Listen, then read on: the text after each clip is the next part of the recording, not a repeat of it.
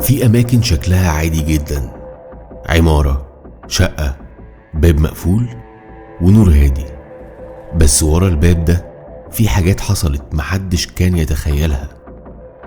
القصة دي مش رعب خيالي، القصة دي حصلت بجد. بس السؤال، ازاي إنسان يعيش وسطنا ويبقى جواه حاجة تانية خالص؟ القصة دي حصلت في منطقة التجمع، حيث الصمت رفاهية والخصوصية هي العملة الأغلى.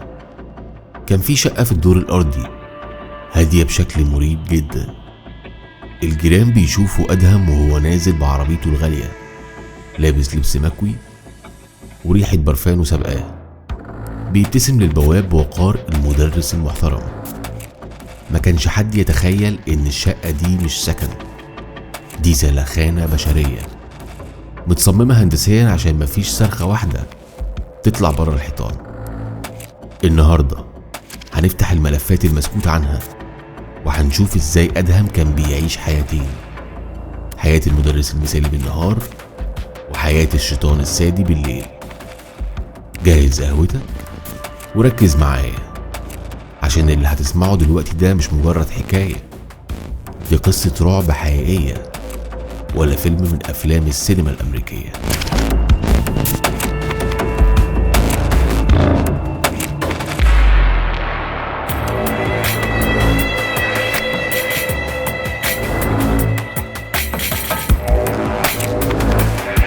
أدهم ما كانش طفل عادي.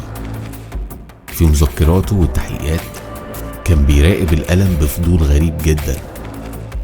بيحكوا إن في طفولته كان ممكن يقعد بالساعات يراقب قطة وهي بتنازع، مش عشان ينقذها ولا عشان هو شرير بالفطرة، لكنه كان بيعشق لحظة خروج الروح. كان عايش في صراع مع سلطة الأم، أم قوية مسيطرة كانت بتكسر كبرياءه دايما. الصراع ده ولد جواه رغبة انتقامية من الستات عموما. كان بيشوف في كل ضحية بيستدرجها صورة مصغرة من السلطة اللي عايز يكسرها. كبر أدهم وسافر أمريكا واتعلم هناك ازاي يلمع القناع بتاعه، ازاي يتكلم بلكنة تخليه يبان ابن ناس، وازاي يختار ضحاياه من المنسيين اللي مفيش حد هيسأل عنه. تخيل معايا المشهد ده، أدهم واقف مع مهندس الديكور بيطلب منه عزل صوت احترافي لأوضة النوم. المهندس بيسأل ببراءة، حضرتك هتعمل استوديو تسجيل؟ بالظبط، محتاج هدوء تام وانا بصور فيديوهات تعليمية للطلاب. بمجرد ما المهندس مشي قفل الباب وبدأ يجهز المسرح. جاب كاميرات مراقبة مخفية حطها في زوايا الأوضة، لأنه كان بيعتبر جرايمه أفلام سينمائية هو بطلها ومخرجها. كانت ضحية من ضحاياه، بنت بسيطة ظروفها صعبة جدا بتدور على أي شغل. أدهم كلمها بأسلوب شيك، محتاج سكرتيرة تنظم لي مواعيد الدروس والمرتب مغري جدا.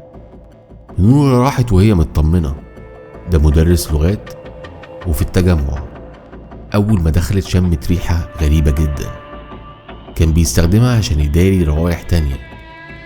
قدم لها عصير وحط لها فيه مخدر يشلها. نورة بدأت تحس إن الحيطان بتلف بيها، وأدهم واقف قدامها. ملامحه كانت هادية جدا بس بدأت تتحول. الابتسامة اختفت وعينه بقت واسعة بشكل مرعب. في اللحظة دي نورة حاولت تصرخ، لكن عزل الصوت كان أقوى بكتير من صوتها. أدهم كان بيمارس طقوسه السادية ببرود وهو بيبص في الكاميرا اللي بتصور، وكأنه بيقدم عرض الجمهور خيالي في عقله المريض.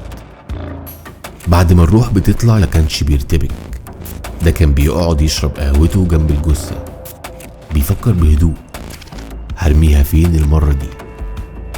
بيجيب شنطة سفر كبيرة ويحط فيها الضحية، وبينزل في وقت الفجر والكومباوند كله نايم، ويركب عربيته يشغل مزيكا كلاسيكية هادية ويسوق على طريق بورسعيد أو الإسماعيلية.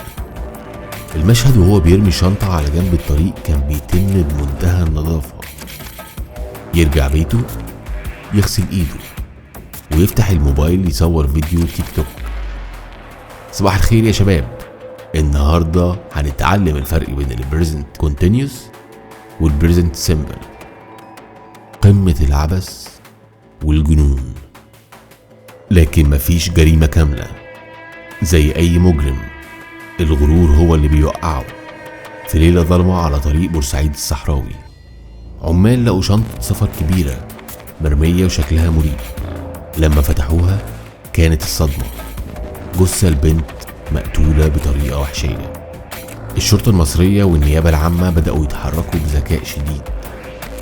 بدأوا يفرغوا الكاميرات على الطريق. كاميرا مراقبة في بنزينة بعيدة لقطت نمرة العربية وهي داخلة طريق صحراوي في وقت مريب.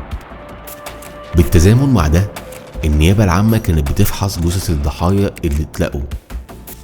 الطب الشرعي لقى آثار لمادة مخدرة غالية ونادرة جدا، وده وجه الأنظار لشخص مقتدر ماديا. لما الشرطة بدأت تربط بين البلاغات عن بنات مختفيات وبين أماكن تواجد عربية أدهم، الخناق بدأ يضيق. الخيوط كلها بدأت تتجمع وتروح لمكان واحد، شقة المدرس الوسيم في التجمع.